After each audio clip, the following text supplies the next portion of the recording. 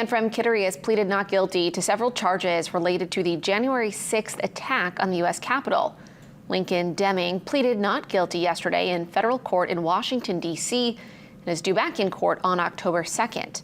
Deming is charged with civil disorder, entering and remaining in a restricted building or grounds, disorderly and disruptive conduct in a restricted building or grounds, entering and remaining in the Gallery of Congress, disorderly conduct in a Capitol building, and parading, picketing, or demonstrating in a Capitol building. Deming was arrested on May 11th of this year. At least 10 people from Maine have been charged in connection with the Capitol attack.